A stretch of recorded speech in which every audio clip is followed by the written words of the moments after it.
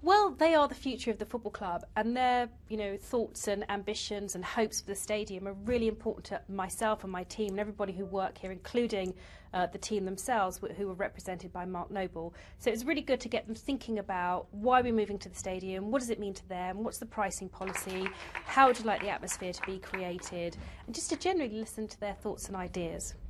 Why couldn't you do this before?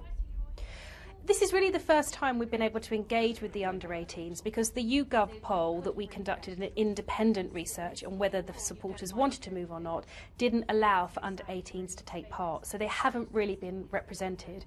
So it's really important tonight to get them in, to hear what they have to say, to listen to both the positives and the negatives, and to tell them about our plans or the things we're starting to think about and understand what they think the stadium should be all about. West Ham has one of the best reputations in the Premier League. You yourself were a pioneer back at Birmingham of Kids for a Quid. Why should the Premier League engage more with young people? It's really important to everyone at West Ham that football is affordable. It is, these are quite difficult times in our economy. There are certain families that can't afford the luxuries of taking their children out, let alone to Premier League football matches. That's why we're a campaigner of Kids for a Quid. That's why we want it to be affordable for families. That's the ethos we're going to take into the Olympic Stadium. So the real legacy from that stadium is realise that people can be part of what we're trying to do, and they can afford to be, and that's really important to myself and my board. What was your favourite question that you really took on board and surprised you perhaps today? I think all the questions were great. I mean, it was very interesting to hear people's perspective, whether it be food or ticket prices or branding or logo or how they thought visually the stadium should look. But I think my favourite part was when Mark Noble promised to sing on the last game of the season. We'll have to see if that one comes off. We will indeed, yeah. Were there any particular ideas that the children suggested themselves? One that stood out was one asked if there could be a children's executive box. Are things like that a possibility? I don't know. We'll have to look in the mix. I mean, the whole reason we can have the really affordable seats for people is because we have some really expensive ones. We just have to get that mix right.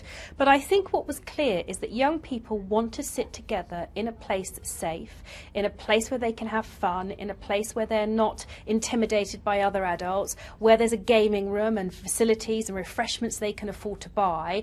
And I think that's the sort of most outstanding thing that I took from tonight, that they want to sit together, they want to be safe, they want to enjoy the atmosphere, and they want to be able to come earlier and stay later by having other facilities in and around the stadium that are specific to them and their age group. And how significant is it that you're doing this event this week, following last week's news, that you can really now put everything behind you with Leyton Orient and start moving forward and essentially looking forward to the Olympic Stadium?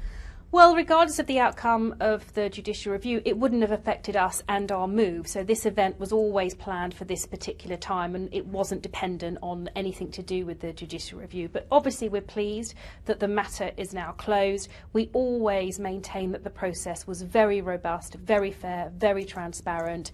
It's been a long road, and at times it hasn't been easy, but we're really pleased that that is to one side now, and we can just focus all our energies on transforming the stadium into a world-class facility, not only for Premier League football but for people across the nation to enjoy other events.